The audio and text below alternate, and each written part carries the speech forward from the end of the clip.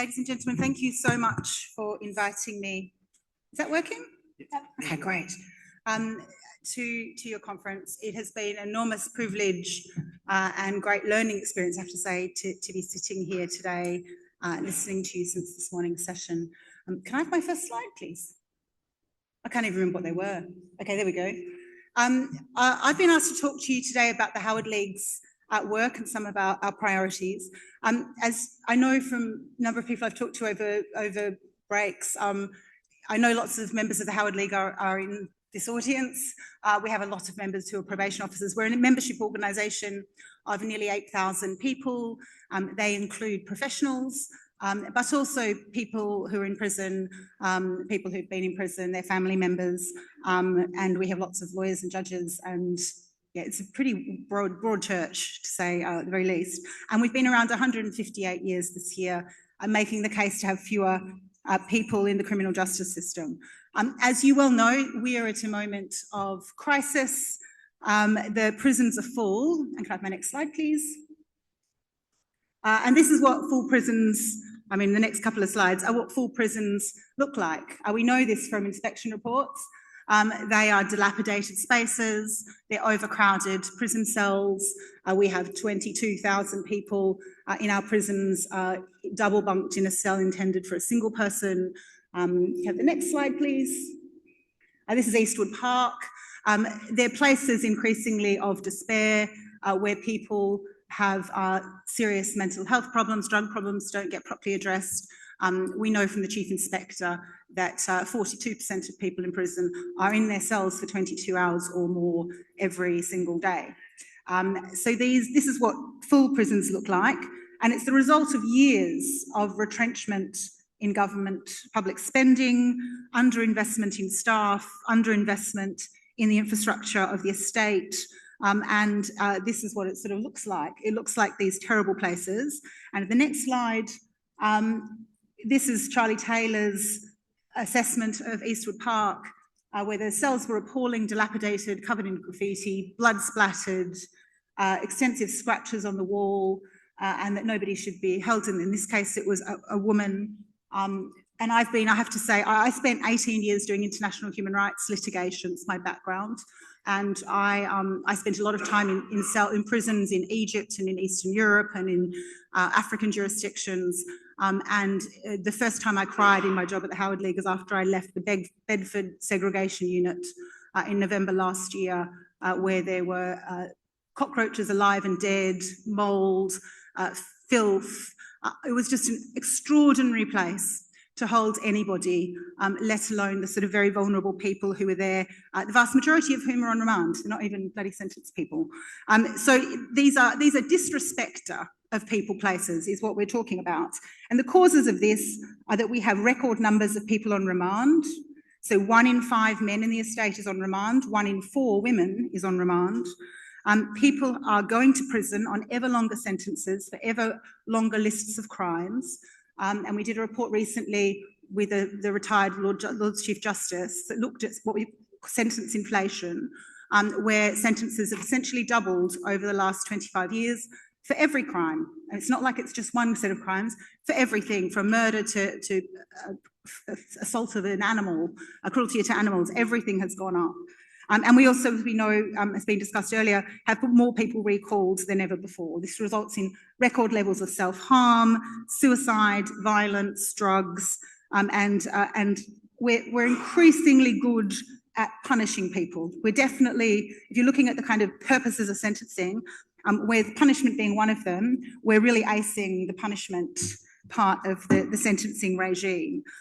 But these are not places that we should be proud of. And it's not what sentencing is for. Punishment is one of the objects of sentencing, but there are others like rehabilitation and public protection. And prison provides people, the public, with public protection only for as long as somebody's in a prison cell. As soon as they're out of the jail, the public is no longer protected from that person. And I think we need to remember that everybody in prison, of the 86,000 people in prison today, up 185 on last week, every single one of them, bar 65, will be returning to the community. So this is where we've got ourselves into this state. So prison is good at punishment, but it's really not good for those other things. It is not good at protecting victims. It is not good at rehabilitating people. It is not good at restoring people to citizenship and making them good citizens, good neighbours, good friends, good co-workers. It's just not good at that. And that's what the crisis in prison looks like. If you have the next slide, please. And these are the things that the Howard League looks at. But this is one of my favourite worst photos. This is of Wandsworth Jail from 2 years ago, not even from the most recent inspection. But this crisis in prisons has resulted absolutely directly in a burden shift to probation. We know that through STS 40, through early release schemes, that the visibility of the problem in prison, which is that prisons can get full, that you can see scenes like this. We don't have that for probation because probation can't get full. I mean, this has been one of the struggles. In the same way, you don't have pictures of Wandsworth or of the rat. There's actually a really great photo of a rat at Wandsworth I decided not to put here. Of the filthy toilets, you don't have all of that to show for probation. You know, it's not in that same visual in that same way, and it's not contained in the same way. What instead I think we have, instead of the dead rats, we have a profession that, in my view today, I have to say, I've seen people who have been devastated and sort of traumatised, was my read on a lot of the questions from this morning, and I can completely understand why, because you have had years, a decade more, of being felt that you're undervalued, that you have been sort of thrown from pillar to post, your jobs have changed, your structures have changed, you've not felt that you've been sufficiently consulted, engaged in those processes, and you're stretched beyond all recognition. And I frequently have our members who are probation officers contact me, and we'll talk about how they had 26 reports the previous day and were up till midnight writing reports. I mean, this is not a way to run a service. And I think that the tragedy of it all is that yours is the service that is the front line of public protection. You're the people who are really having to do that. And you're the people who change people's lives. And so many of our members talk about the impact of probation officers in helping them readjust to life, and focusing them on how they can return to proper citizenship through advice and assistance and being befriended. So we're in this awful situation where everybody's talking about prisons.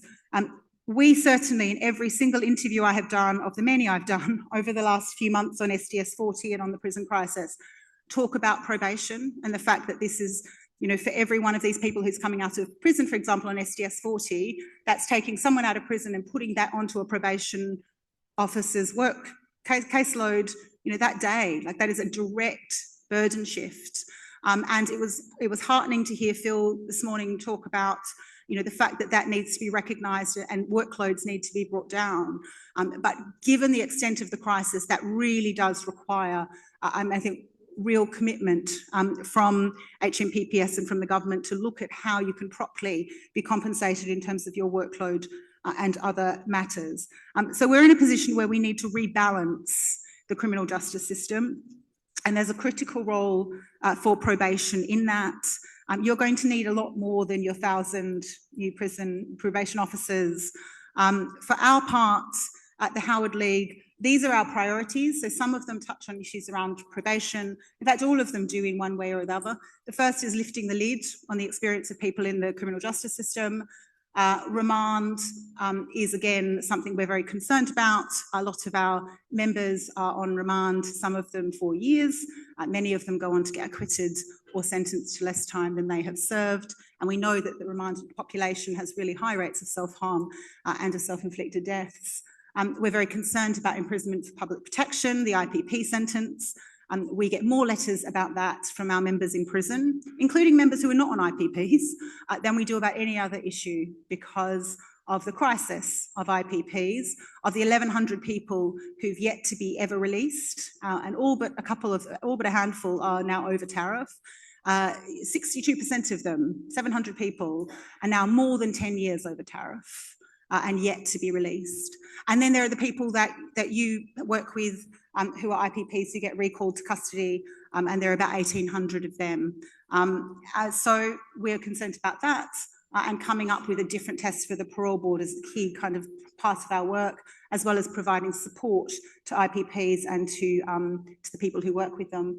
We're also very concerned about people caught up as secondary parties in joint enterprise murder.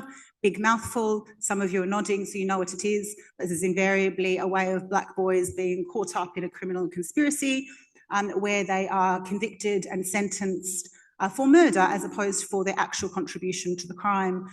It is, I think, in my view, one of the great huge injustices and a racial injustice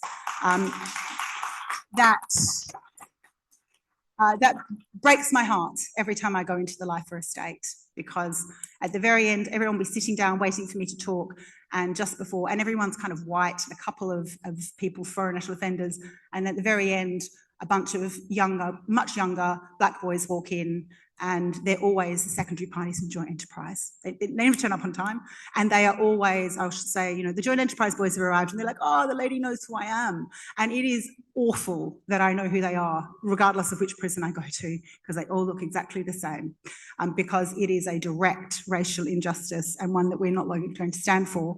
And the final thing is, sentence inflation, I'll mention again in a little minute. And the other thing that we're doing now is we have an advice line for children and young people in prison. So kids call us from YOIs up to children and young people up to 21, and we provide legal advice to them 4 days a week. We also then represent them in certain cases. And our legal team, since the beginning of, or since last summer, now pursue legal challenges, investigating legal challenges across the estate of human rights violations, which I have to say are legion, whether that's prison conditions, use of force, use of segregation. We find no shortage of things that we can litigate because they breach human rights conditions, and the impunity that comes with the fact that prisons are closed spaces where people do not have ready access to scrutiny of media, to access to lawyers, to access to their family, and where when they complain, they are literally biting the hand that feeds them, makes people incredibly vulnerable. And it makes litigation, in our view, all the more important, if only because it's one way of focusing the government's attention on particularly bad conditions and situations in prison. So they're the things that we are focused on. If I could have the next slide, please. One of the key things, our key motives, is to have fewer people in the criminal justice system, full stop. At the beginning of last month, we arranged for a group of all of the former senior Lord Chief Justices, as well as Sir Brian Leveson, to put their name to a paper basically talking about the problem of sentence inflation. This is why we have having to go down this road of STS 40, and it's why we have overcrowded prisons, because people who historically would have been released after 12, 13, 15 years are now getting 30-year sentences. As I was just telling Phil over lunch, I talked to a judge last week who'd given a 21-year-old a 38-year sentence and thought that was something to be proud of. So we have a real problem of sentence inflation. Much as you can blame the judges for it, it has been largely driven by policy from politicians who have come up with minimum terms and therefore tied the hands of judges that have minimum maxima for different offences, dragged up by murder sentences getting longer and therefore across the board. So that's been one of our priorities. It will continue to be a priority. Unless sentences change in this country, we will continue to have this oversupply of, over-demand of prison places. And the truth is, we can't meet the demand. Like the supply is we're never going to be able to supply enough prisons, enough probation officers to meet an apparently insatiable demand for punishment, whether in the community or in prison. So we need to stem the demand of that. So the sentence inflation work is very important in that respect. And the next thing is we've recently also launched some work around the licence changes for IPPs. Next slide, please. I tell you this only because I know some of you are working with IPPs. We've produced a guide to the licence changes that will come in from the 1st of November. We've also set up a hotline that's available twice a week, where we've trained city lawyers about the licence changes. It started on Monday. The phone was run off the hook by people on the licence, but also family members and also professionals. So if you have somebody and you're not quite sure how to work out the licence changes, what they mean, then you can call up this line and a lawyer will talk you through them. So this is some of our recent work. I mean, as I said, we think that there needs to be a rebalancing. Probation is central to that. Just to pick up on a few of the things that have come up earlier in the day, I mean, the Howard League was always against transforming rehabilitation, 100%. We predicted what it was going to happen, and was sad to see that come to pass.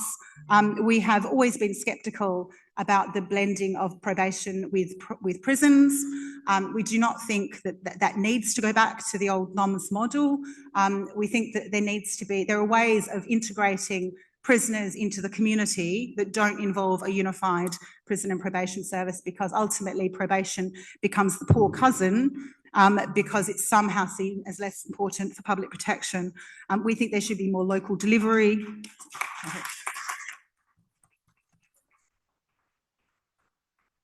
We think there needs to be more local delivery of probation services and less centralisation.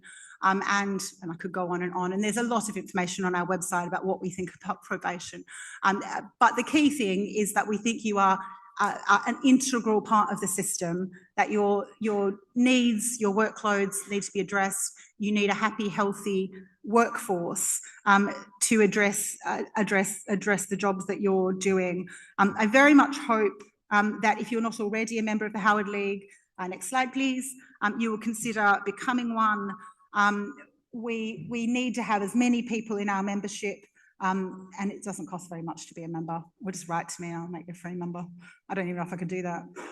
But we need as many people in our membership as possible to share their experiences, to tell us what's happening on the ground. It's the key way when I go and talk to ministers or civil servants that I can actually feel connected to what's happening on the ground, to be able to share real experiences. The final thing I will say is that obviously there needs to be, on the whole, and I mean, Phil talked about this in his talk, there needs to be much better connection of the criminal justice system to everything that's not the criminal justice system. The answers to crime do not lie in the criminal justice system or in people going into the criminal justice gateway. And I think the saddest thing that for me happened on Monday is our hotline was on for the first time. Everyone was calling it up, but we did have one man who called to tell us that on the 1st of November, he's an IPP, he's more than 10 years over tariff, his licence is automatically terminating now on the 1st of November. He has chosen not to apply to the Parole Board to have it terminated. But on the 1st of November, it will automatically terminate. And he called us and said, I want you to stop the termination of my licence because my housing is connected to my licence. And if I'm off my licence, I lose my housing on the 1st of November. And I think that goes to show, how much we cannot be solitary criminal justice entities. We need to be connected much better to each other, but also to the wider world. So thank you very much. It's been an absolute pleasure meeting you.